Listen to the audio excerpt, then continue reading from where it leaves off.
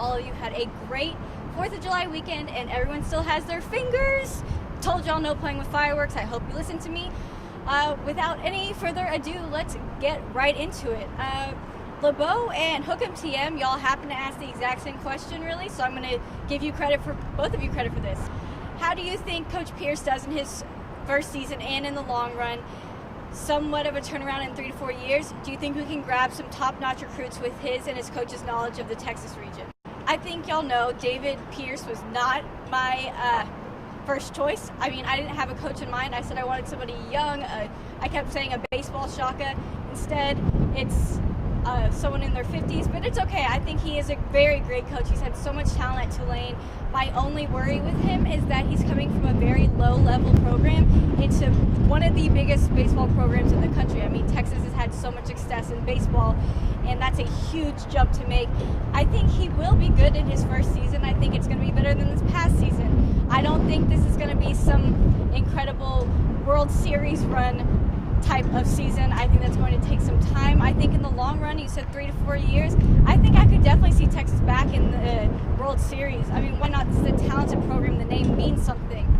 As far as getting recruits, it's going to be a little more difficult, because Augie had this name, this legacy behind him. Everyone knows who Augie Garrido is, and he'd go and recruit these guys, and being part of Texas baseball meant something, but being coached by Augie Garrido meant something too. I think Texas still has its name. That hasn't gone anywhere. I think Pierce is going to be okay as far as the recruiting front goes. Might be a little slow at first, but he's going to get right back into it. I'm not really too worried about him. I think Texas baseball is heading in the right direction. Even though I wanted a younger coach, it's okay. Y'all did well. I'm still happy for it. I was just a little worried. Okay, next question. Hook'em TM and LeBeau also asked basically the exact same thing. LeBeau asked, give me the players you think might be possible All-Americans this football season. And Hook'em TM asked, who is your breakout players for football on offense, non-quarterback, and defense, non-Malik this year? You may pick 2. I like how you said non-Malik. And as far as All-Americans, that might be a little, Malik obviously, but y'all kind of asked the same questions because I think who's going to be breakout could stand a chance being All-American. As far as offense goes, John Burt.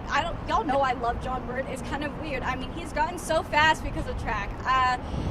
If y'all read my track updates, he did compete in USA Juniors. He did not qualify for World Juniors, but he still did such a great job. He should be so proud of himself. And I think that's just going to make him even better on the football field. I think he's going to be lightning fast. Scary fast. I think he's going to have a great season this year. A huge season. As far as another breakout player, I wouldn't classify this as an All-American. I think Peyton O'Kin. I talked about him. He's the new tight end that's coming to Texas. He was 2016 class. This guy's a huge body, and I think he's going to be great blocking-wise. And if Texas decides to finally utilize its tight ends, hint, hint, nudge, nudge, I think he'll be great. He's a big guy. I think he's like 6'6". He's a freak. He's huge, and that's just going to be so beneficial for Texas on the offensive end. As far as defense goes, no Malik. I'm not saying Malik. I think the Erics. I think Eric Fowler and Eric Cuffey, both of those guys, one's a DB, one's a linebacker. I think they're probably going to both really play the same type of position. They're similar builds, similar athleticism. They're both huge pickups for Texas, huge.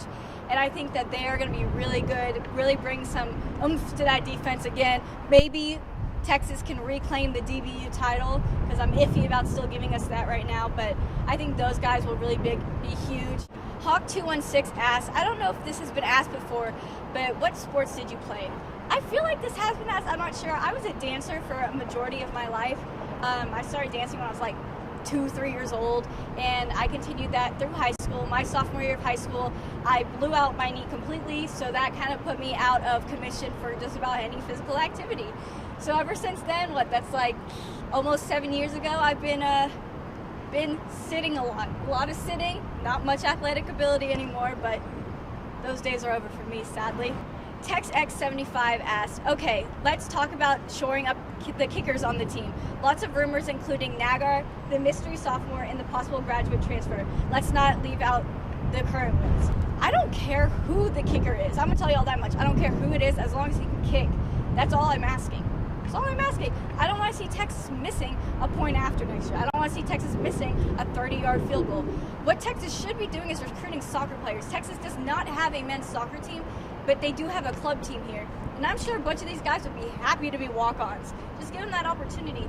Also, the state of Texas has a great soccer program in high school and stuff like that they can be recruiting these guys to play kicker. It's not that hard, Go for soccer players. I don't understand why Texas hasn't done that. The kicking situation has not been a good one lately, y'all. These past few years have been a little rough on the kicking side. I mean, first thing that comes to mind last year, Oklahoma State game. Gosh, Texas really needs some kickers. I think we can all agree with that one. Sweeney BKT asked, should the NBA do something to prohibit the building of super teams? On the one hand, I think oh my gosh, look at all these great players going to one team. That's ridiculous.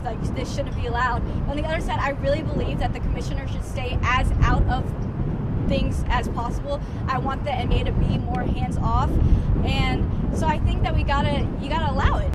I mean, I don't know what else to say other than, I'm still salty that the Chris Paul trade got knocked down, but that was just because the commissioner was a partial owner of the team Chris Paul was on.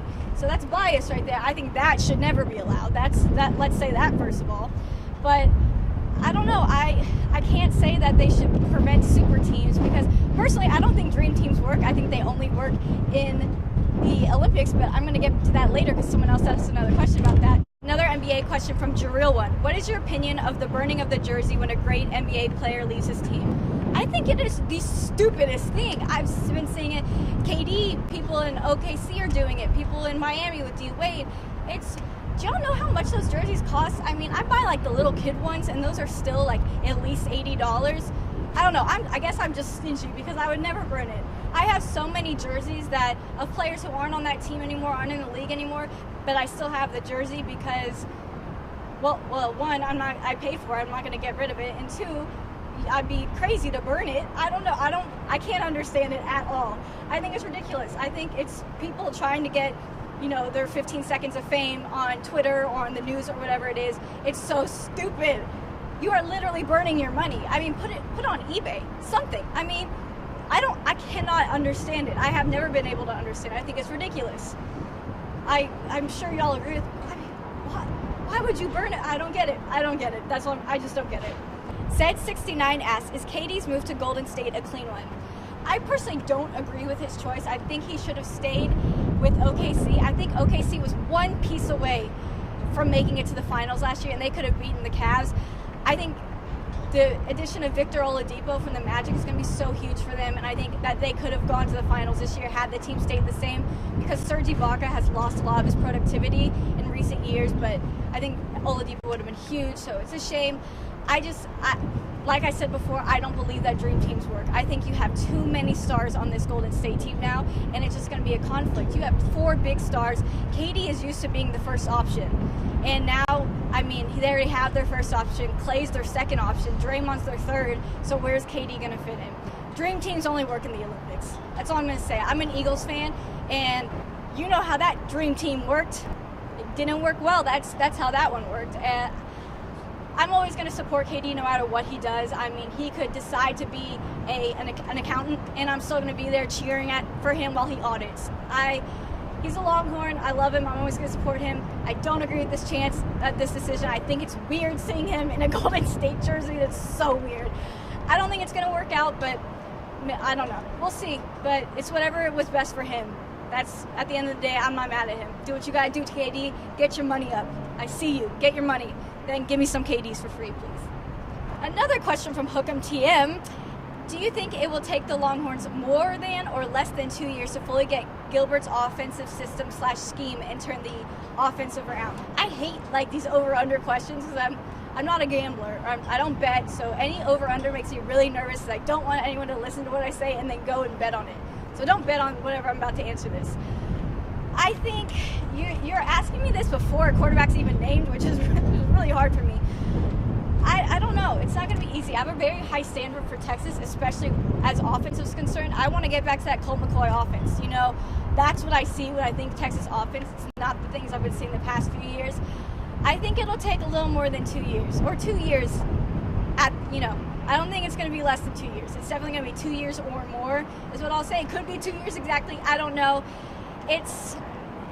I don't know for how long it's going to take for this offense to turn around. It's just, there seems like so much that has to be redone, and starting, where do you even start? Is it the quarterback you start with? Is it the offensive line? Because I think any quarterback, we learned this at A&M with A&M and Johnny Manziel, any quarterback can be successful as long as you have a good offensive line.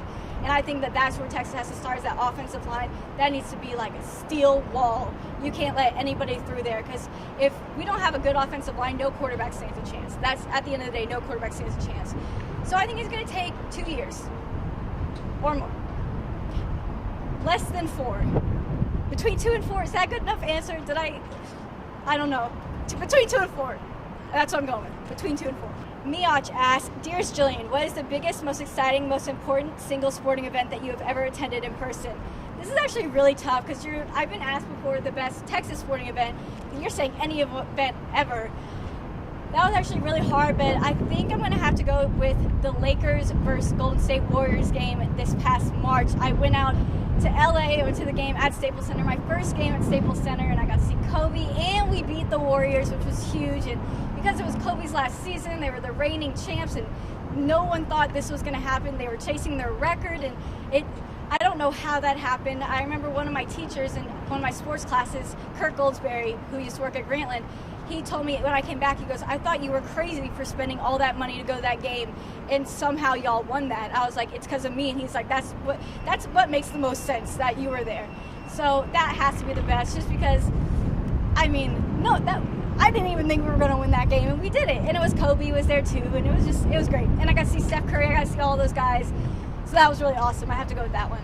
All right, guys, that's all I got for this week, and I'm hungry, and I have breakfast tacos waiting in my car for me, so I will see you guys next week. Thank you again for all your great questions, and have a great weekend.